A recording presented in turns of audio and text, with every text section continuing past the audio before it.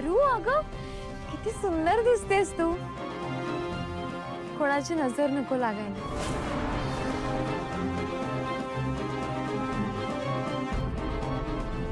अहिल्या, राधेच्या रूपात पारू कशी आली?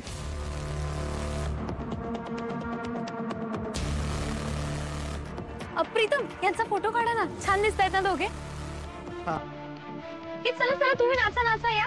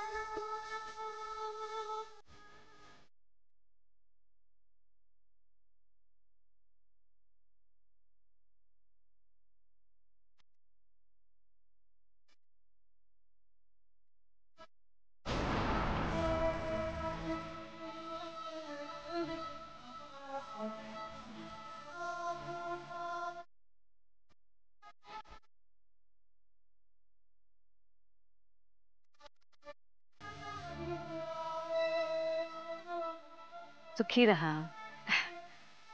एक मिनिट सगळ्यांनी जरा थांबा. मी मगाशी म्हणाले होते की मला एक महत्त्वाची घोषणा करायची आहे आणि ती वेळ आता आली आहे. ये.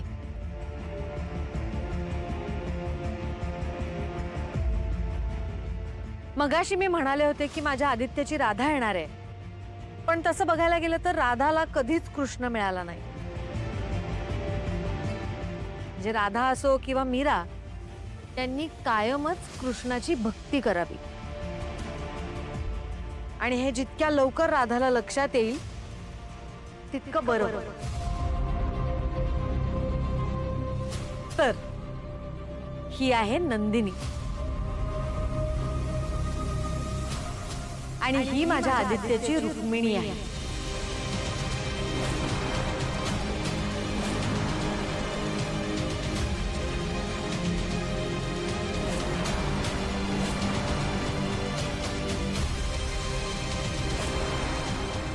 जी आयुष्यभर त्याची साथ देईल आणि त्याच्या सोबत असेल.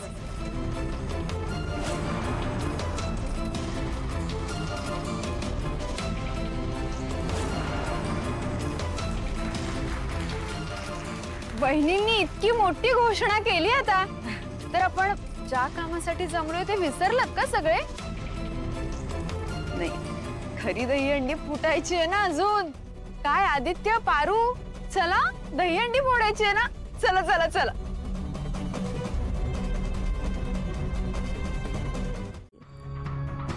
माझ्या मनात जसा दडला होता ना, तू सेम तसाच आहेस. किती हँडसम आहेस रे तू.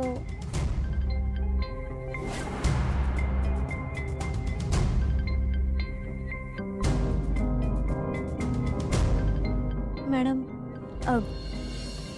तुम्ही बोलवलत मला? पारू, बरं झालं तू आलीस अगं. मला तुझ्या मदतीची खूप गरज आहे. कसली मदत? हे बघ, तू आदित्यची बेस्ट फ्रेंड आहेस ना. त्याला काय आवडतं, त्याच्या आवडीनिवडी, सवयी तुला सगळं माहिती.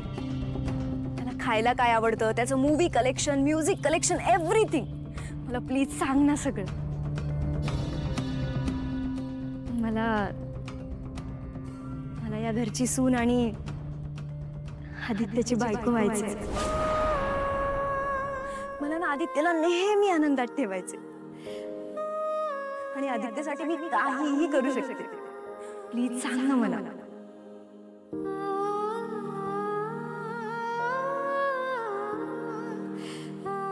काय सांगू मी त्यांच्याबद्दल? आदित्य सर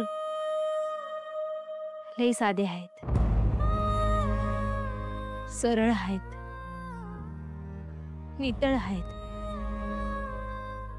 मनानं लई स्वच्छ आहेत ते. आणि अशा साध्या माणसांना खुश करण्यासाठी, आनंदी करण्यासाठी वेगळं काय बी करायची गरज नाही लागत.